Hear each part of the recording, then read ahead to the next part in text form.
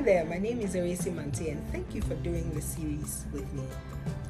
We previously talked about the importance of healing if you've gone through a divorce, if you are planning on getting a divorce, or if you're currently going through one. And today I want to talk about another important thing that you need, and that is a support system. A support system is basically a network of people. You can call it a community, your small community of people who provide different forms of support. It could be emotional support, it could be mental support, it could be physical support, and spiritual support. You need to understand that your support system are the group of people who can be there for you when you call, even at odd hours of the day, because trust me, there will be times like that when you need somebody to talk to, or you need somebody to give you a hand with regards to something. And so it's always important that you realize you do not need to do this alone. You need an active support system, and I call them a great support system. A great support system. What your support system will do for you is to be there for you emotionally, mentally, spiritually, physically. So in times when you have no words, your support system will sit with you quietly and just keep you company, because at that point, that's all that you need to survive. Another thing your support system will do for you is to help you out with chores, like driving you to places, helping you cook your food, making sure your laundry is done, making sure that everything is upright, because there are days when you may relapse. You will not be as strong as you always want to be, physically, emotionally. You may not feel like doing anything or going anywhere, but once you have this support system, they hold you down, they encourage you, they are there physically, and they get to advise you. And this is where it gets interesting.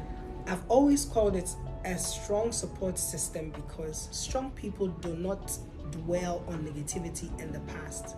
And so if you have a support system that is constantly bashing your ex, constantly reminding you of what they did to you that hurt you, and constantly reminding you of what they are doing even now or in the future, then that is not a great support system. Because as part of your healing process, there are certain doors, certain chapters that you need to close. There are certain things that you need to let go of, things you need to tell yourself. It's not important to remember them, because you may be hurt from the divorce, you may be hurt from the separation that is currently going on. And so it's not advisable to keep that door open and have all those memories coming back to you. So imagine having to deal with existing memories, and then you have a support system that is constantly updating you, sending you screenshots of what your former partner is doing currently, sending you recordings, sending you videos, sending you audios. It just builds up too much tension in you, increases stress, and possibly could drive you into depression. And so that's why I said this is where it gets interesting, because a support system is not there to remind you of your past. It's not there to remind you of what the person you've moved away from is currently doing with their lives, and it's not there to draw you back emotionally.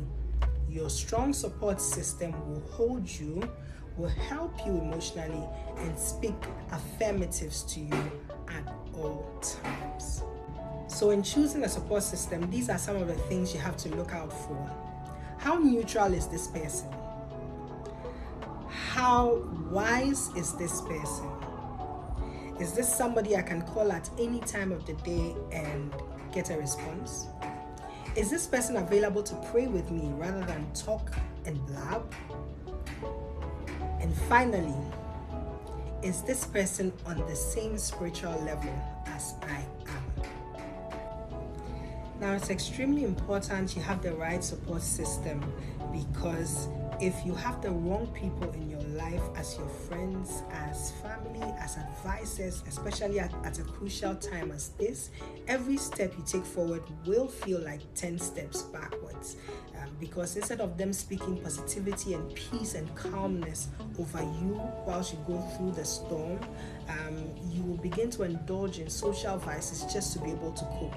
Because your mere encounter with these people will cause you much more anxiety, will cause you a lot of panic attacks, sleepless nights, will bring into your memory or into your remembrance things that you actually need to forget. And that is when you find yourself indulging in social vices extremely. So that's when people become very dependent on sex, on alcohol, on drugs, and even on food. And that's why gluttony becomes a challenge for some people when they go through divorce. Now, all these things are the reasons why it's important to build and have a strong and solid support system when you're going through a divorce, or if you have been through a divorce. And don't forget that it's never too late. There are people who have been through divorce about 5 years ago and are now finding themselves, are now trying to heal.